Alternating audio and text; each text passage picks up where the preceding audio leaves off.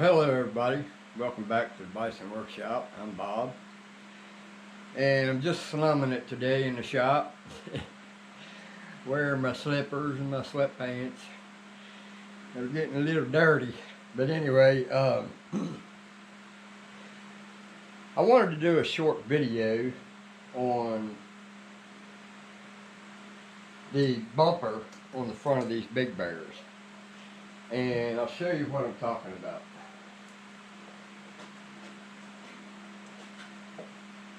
This one here is the one that came with this big bear, and somebody has just bent it all to pieces, and it needs some attention.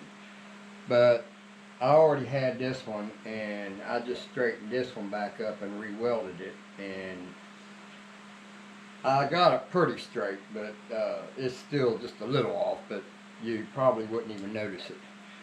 But anyway, what happens is, you see this crack right here? That's a split. That is where water went down into this end because somebody didn't put the caps on it. Of course, they couldn't put the caps on that when they bent it all to pieces. How people do that, I don't know. But anyway, what happens is it fills up with water and there's no place for it to go because they do not drill a hole in the bottom of these to allow the water to come out. Instead, it stays in there. Well, then when it freezes, the ice swells and splits that. Especially when you've let water run in it for so long and it's got rusty inside and it's made the inside of this thin. So I wanted to show you how to fix that problem. Now, my fix required a 3D printer because I didn't have these caps. Now they do have caps for these, and it's very important to put these caps in there and leave them in there, but I didn't have the original ones, so I had to 3D print some, and I also 3D printed some caps for my swing arm, and I may offer those for sale on my site, and these, and I'm thinking about making the square ones that goes in the back.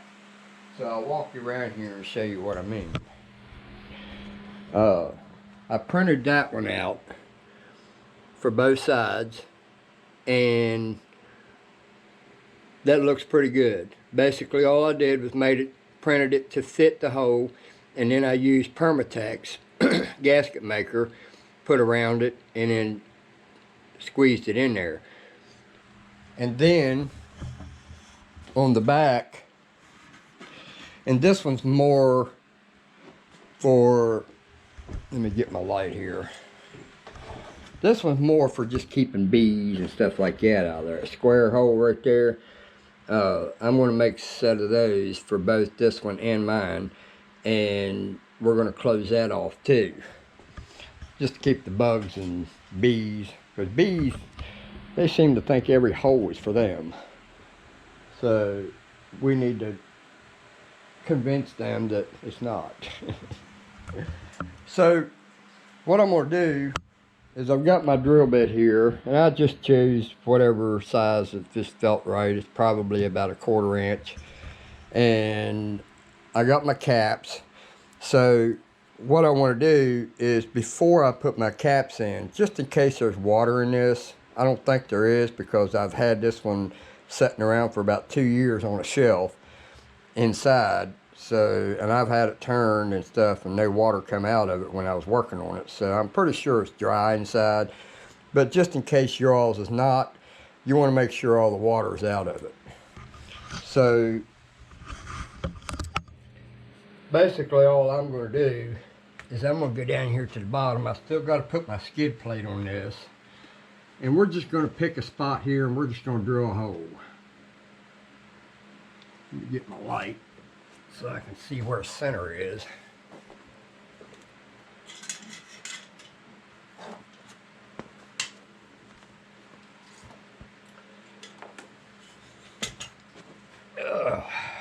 Getting too old for laying on the ground.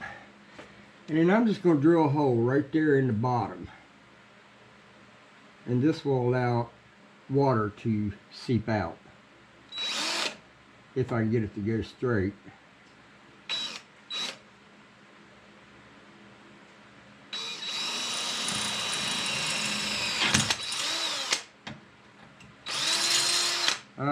So that one, if water gets in it, it's going to come back out the bottom.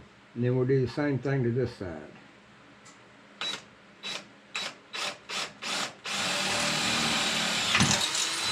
Alright, so now no water is going to be in that. So now we'll come up top here.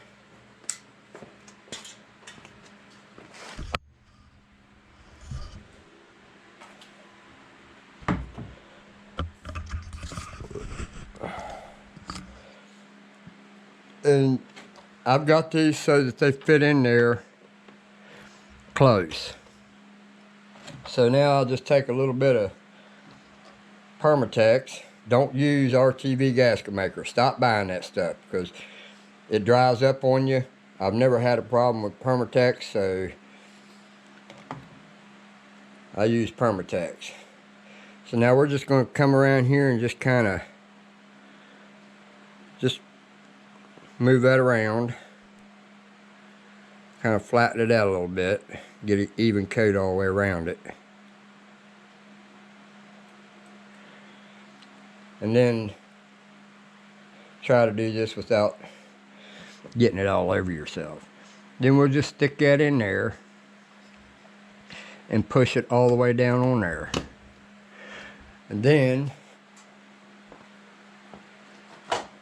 take a rag, wipe your hands off, and then just clean that off. Now if I'd used black RTV gasket maker or black gasket maker, I wouldn't have to do this part. But anyway, we got that one. Then we'll do this one.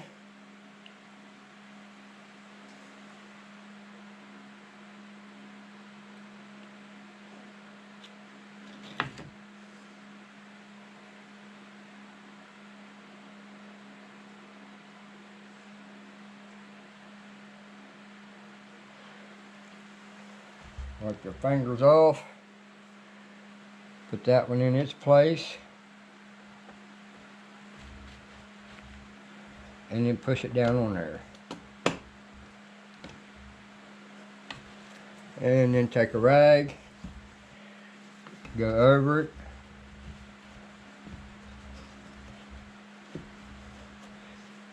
And now the tops of those are closed in.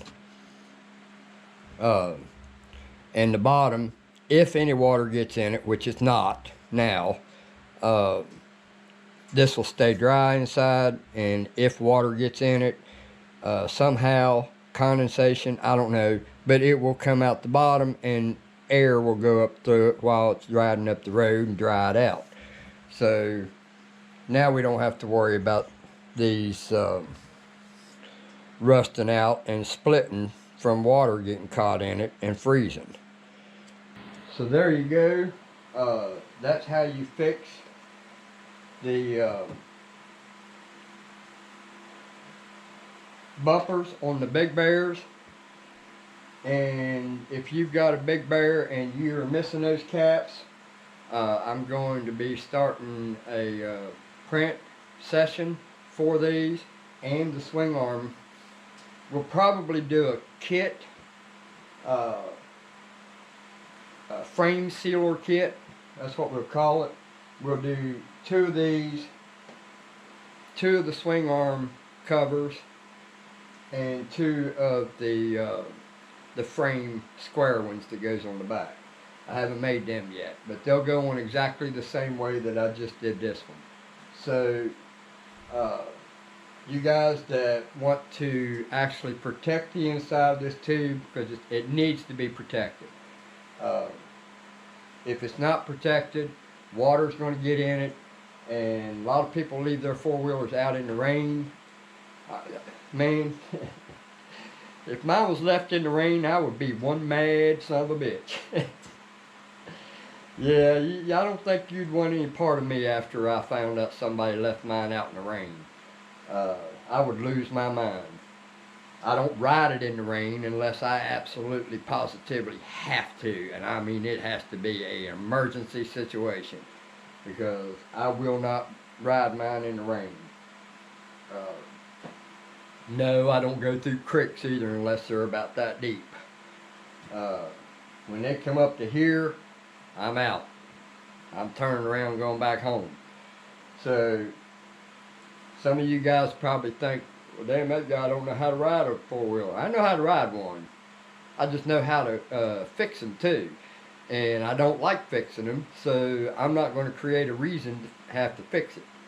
So, yeah, you start running into water, you start running into electrical stuff shorting, you got air going into your carburetor, and you got to have air in your carburetor. And if you close all that off and put a big old freaking snorkel tube, you got to keep looking around. I'm not into all that stuff.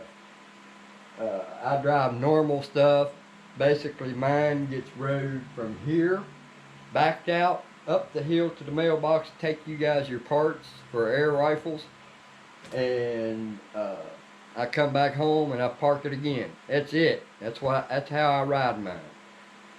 But in the last video, I actually didn't show you guys the finished product.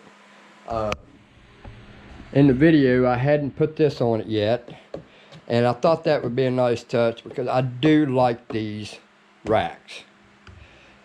They got plenty of options to put tie downs in them. I made the ones for mine right here. Of course, this one's a bigger one. This one come off of like a Polaris 2000 Polaris Explorer or something like that. And I had the rear and the front. And I like this. It's solid, and but I put that on this one. Yeah, it was a little smaller, but it kind of worked out because of the gun rack. Basically, the reason I put this on there was in case I wanted to carry a shovel across the yard or something. I could just set it in the cradle. I'm sure that it's not going to work for a gun because it's too close to the rack. It needs to be up higher in order to not hit for your forearm grip or pistol grip. It'll hit here. So then I did the seat, but this one's not the one that I did. I gave him my good, nice seat. Now it does have a little bit of a pop right there. That's no big deal. That I'm thinking I can straighten that up with just a black band going across it to pull that down, and then stapled on the other side, and I'll show you what I mean. This is the seat that I just reupholstered, and if you remember, it had big valleys. Kind of looked like the hair on that guy in the Simpsons show.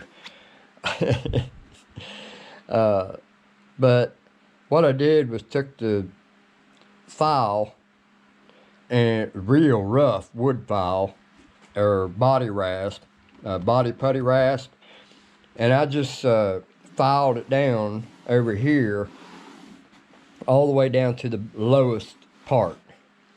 Then I took a grinder and ground all this down to the bottom of each of those valley holes that was in it to make it straight across.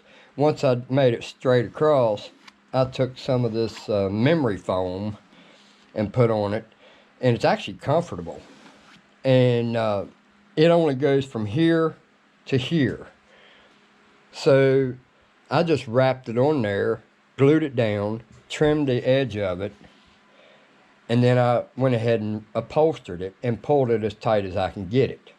Once I got it pulled tight, this was sticking up and looking terrible because it had a hump right there from the new transitioning from the low to the add-on foam that I had put in it. So I just took the same material that I put on this, cut a 4-inch piece and folded it in 3 different directions, 3 ways, and then I stapled it on one side, then I pulled it real tight and stapled it on the other side. And I did the same thing here. And I like that. It looks really good, and it's really comfortable. It's memory foam, so it's going to push back out and look straight. But this one matched mine better than the purplish look that I had on the other one. This one's got like a purplish tint to it. So I decided to give this one to my son because it was already all original. And